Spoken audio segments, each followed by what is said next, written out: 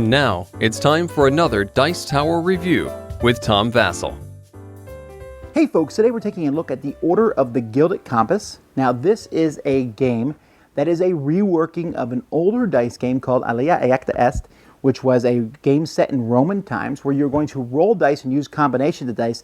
Think almost like a combination of Yahtzee and dice placement to claim different points tiles, but it was reworked to have a kind of an exploration style game here where you're going to be going out and finding archaeological things. You're doing it to impress some secret Illuminati people or whatever. But there was also some extra additions added to it. The base game was that. This kind of adds kind of expansions in it with some various buildings that you can pick from. Even if you've never heard of the original game, still pretty cool dice placement game. Let me show you.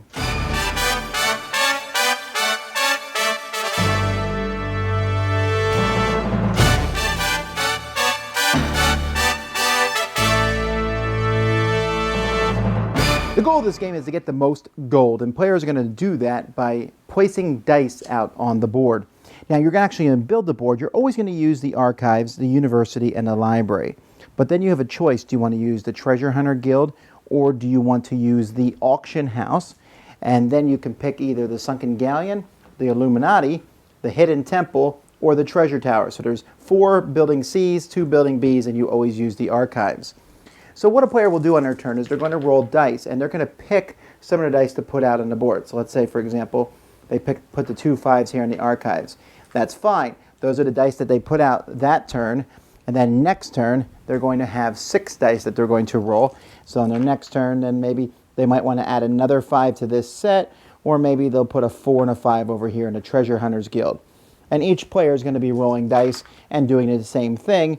And there's rules about which dice you're going to place at the different areas. And that's going to affect, if you have nowhere where you can place a dice, you can always put 1 die into the library, which will give you a reroll token at the end of a round. 2 reroll tokens at the end of the game are worth 1 gold, but a reroll token can also be used at any point in your turn to reroll dice, and you can use as many of these as you so desire. So what do the different spots on the board do? Well, the archives are in every game, and here you're putting of a kind there. Now when you put of a kind, you can actually have multiple sets. And in this case, let's say that there was, let's see, here, pink puts out 4 2s as time goes by. Remember, you can add to them, and there can only be 1 of each number. So now there's 2s, 3s, 5s, and 6. Let's say red gets some 3s. He's not going to be able to put 3s on the board because 3s are already done by blue. But he could go for 1s or 4s during the course of the round. Whoever has the most dice is going to get to pick 1 of these sites next to here. And they're going to take these sites, and then whoever has the second most dice picks 1. If there's a tie between number of dice, whoever has the higher number. So pink goes first, then green, then blue. When you take these sites are going to be worth points at the end of the game. They're going to be worth the bottom number of points here, which is worth 3. But if you get somebody in that one who is the same color, and there's matching symbols in case you don't know which color goes in which one, you will get the top number. So so here, for example, the Dark Temple is a 4-3, Tower of the Gods 1-0, Pharaoh's Tomb 2-1. The Abandoned Dig site is nice because any colors can go in here, but if you don't get anyone in it, it's worth 0. Over at the Treasure Hunters Guild, which is right next door to here, you're putting straights of dice. So you're going to be, you can see here's a 4-5. You could even have just a single 3 out there, but maybe someone else will then eventually get a 3-4-5. And then a 6. And whoever has the most here is going to draw 3 of these tiles. They're going to look at them. These are tiles that will give you points at the end of the game. Like here's a dual map. This is a site where you put 2 different colors. Here's one that gives you points at the end of the game if you have a certain different things in your deck. And they're all kind of basically just extra points at the end of the game for different things. Like here for just different maps. You're going to get 1 point at the end of the game plus 1 for every map that you have. So these are different things you can get from the Treasure Hunter Guild, and only first and second place are going to score there. On the other side, in the auction house at the beginning of the game, each player is going to get some artifacts that they are particularly interested in. You'll get this and you'll keep this secret, and when you go here, you are going to find different artifacts. And so there's tiles, the artifacts are here, and you're going to whoever, as you put dice there, and these dice are also in runs, you're going to be getting these artifacts, which will either be worth just 1 gold to the end of the game, but some of them are going to be more valuable than others. You can see for this player, the masks are worth 2. Over by the Sunken Galleon, you're going to be searching for treasure, and the first person there can put 1 die of any kind, and after that you can put 2 dice, but they have to be higher than the first die, then 3, then 4, then 5 dice. Whoever puts the most dice there is going to draw a number of tokens equal to the number of dice they have and keep 2 of them. Everyone else will draw dice equal to the tokens and keep 1 of them, and the tokens are simply just going to be 1 through 3 value. So that's one way to get them, and that's a Sunken Galleon. On the other side, the Illuminati. On the Illuminati, you're going to be placing 1 die. The next person has to place that same die and then 1 other die. The next person has to match both those dice and then 1 last die. Now, the Illuminati next to the board are going to have special tiles. I like the graphic design on these. And these are basically tiles you can use in the future to give yourself a benefit, like get 2 extra black dice at the beginning of a turn. You can basically turn 2 dice to whatever you want after you roll.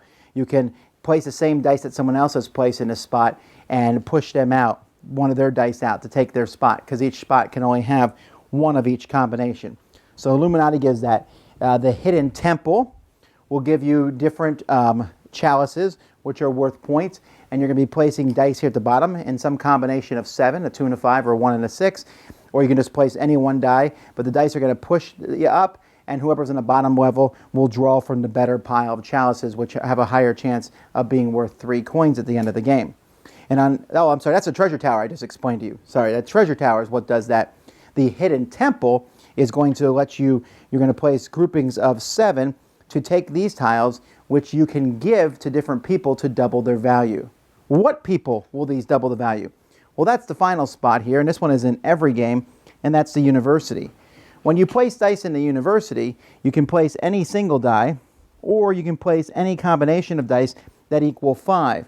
When you place dice, you're going to push over other dice that are a larger number. Smaller is better here. So, if, for example, red places a 2, it's going to push these all over. If later on green places a 3, it will push these over like this. And if you get pushed off, and this will likely happen, your dice will go over to the library where you get a reroll token. At the end of the round, each player is going to take these people. People are great because they're worth points. This guy's worth 3. This one is worth 2. They're 1, 2, or 3 points. However, they're worth nothing unless you get them in a matching building.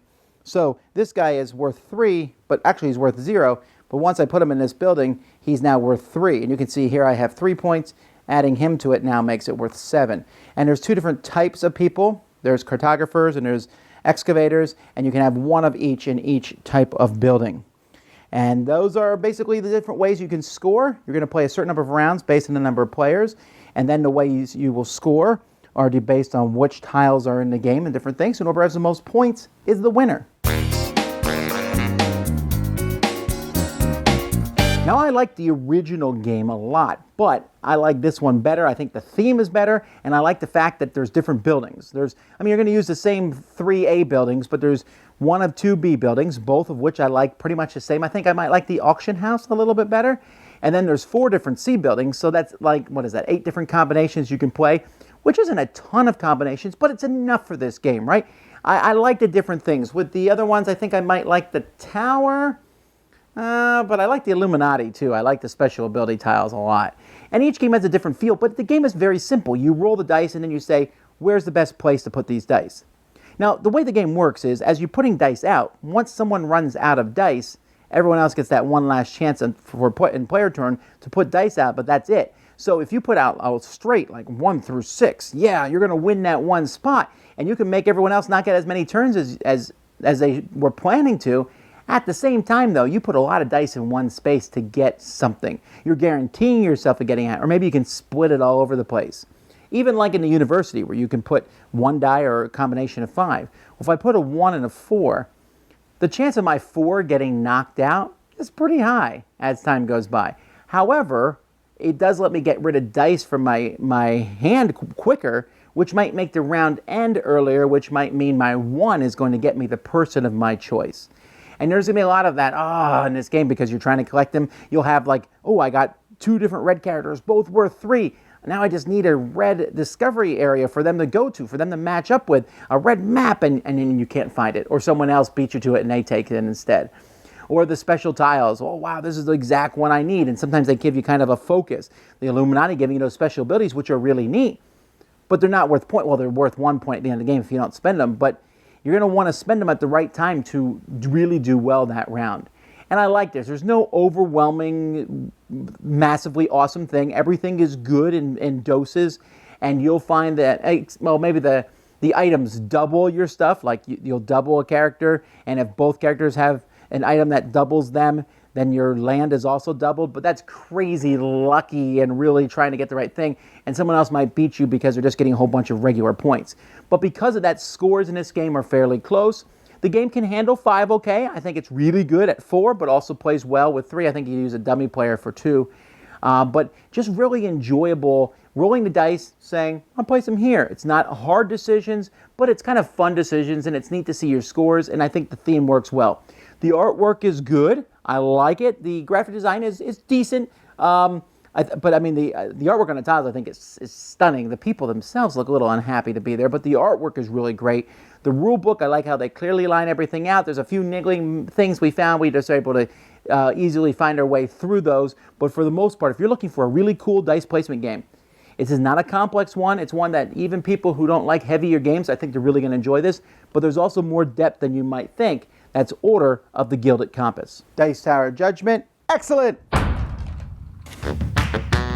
Thanks so much for watching the Dice Tower videos. Find more great videos and reviews, as well as our top-rated audio podcast at Dicetower.com.